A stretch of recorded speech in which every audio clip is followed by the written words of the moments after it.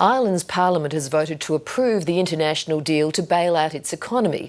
The measure was given narrow approval. It was passed by just 6 votes. Ireland's leaders have argued that the country has no choice but to accept the more than $100 billion loans from the International Monetary Fund and the European Union. Meanwhile, there are renewed fears over Europe's debt problems after the ratings agency Moody's threatened to cut its rating on Spanish debt. It says it's concerned Spain may have to raise €170 billion next year. Oliver Marc Hartwich is Research Fellow in the Economics Program of the Centre for Independent Studies. In a report published today, he argues that rescue packages will do little to solve the debt crisis in Europe. Oliver Marc Hartwich joins me in the studio. Thanks for coming in. Now, you paint a very grim picture of the future of the EU. Can it be saved? Well, certainly not with the measures that the European leaders are currently discussing, and they will be discussing them now at the European Summit today and on Friday in Brussels. I think they're currently just touching the surface. They're trying to gloss over fundamental problems with ever more debt, and I think that won't work. So what do you think might come out of the summit? Well, nothing much, to be frank, because it's just the latest in a series of summits, and I think it won't be the last. What they're trying to do is they're trying to find a way to involve investors in the restructuring of debt. But at the moment, the plans are so vague and they will only come into effect after 2013, so they won't really do that much. So we've had 2 of the Eurozone countries having to be bailed out. There's talk of Spain and Portugal. Where does it all end? Well, probably in Italy. No, seriously. We've had Greece, we had Ireland, and each time the discussion was, okay, we have to stop the crisis in this country now because otherwise it might spread.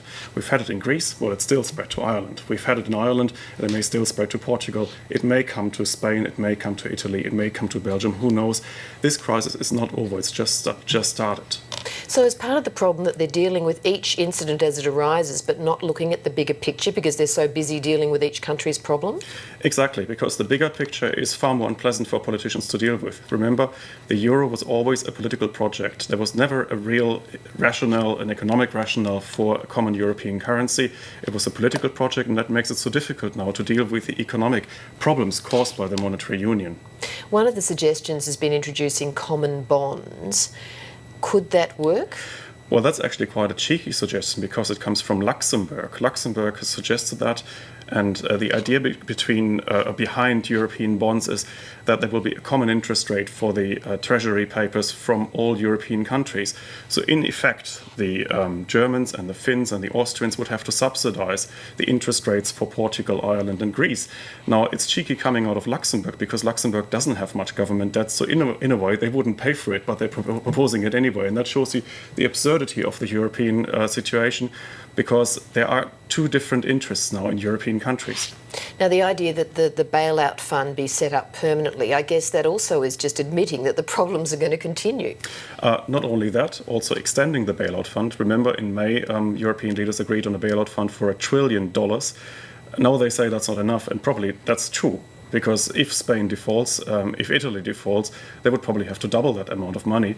But will it be $2 trillion in the end? Will it be 3? Nobody knows. But certainly that can't be the solution, because you can't cure a country suffering from a debt crisis by putting even more debt on top of it. Look at the Irish case. Ireland just accepted €85 billion, but that's an enormous amount of money. And by the end of that package, Ireland will have to pay about 1/3 of its tax revenues in interest payments. So technically it will still be bankrupt. So, could the EU fail, or is that just not an option?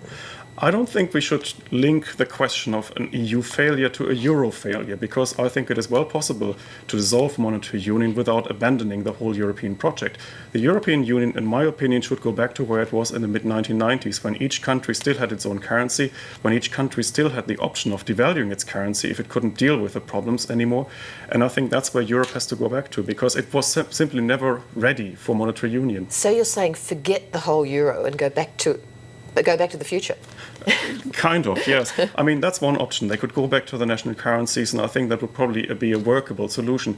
The other option that they have is to split the euro into a North euro and a South euro, to create one euro that is a bit weaker than the other, because there are very different stability cultures in Europe.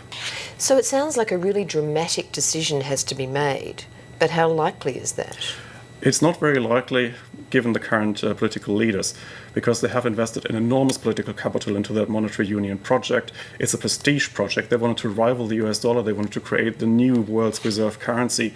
And this is why there is so much political capital invested. And that's also why they're willing to ignore economic pressures. So the domino effect, in a sense, you believe that can't be stopped now?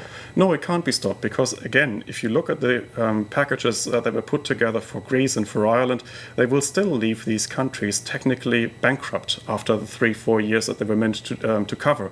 And I think if the European Union repeats that kind of mistake now with Portugal and Spain, they will also doom these countries permanently because they will never be able to repay all the debt. So we're seeing protests, we're seeing a lot of very unhappy people in the region. It would seem that there is more to come. Yes, and the cruel irony is really that although the Greek savings packages probably make sense, they will still not be enough to cure that country. So in the end, you will inflict all the pain on the Greek, on the Irish, and they will still be bankrupt in the end. So we're not really helping them at the moment. The current bailout packages, although they were technically meant to save Greece and Ireland, what they did in effect, they were just saving French and German banks and insurance companies.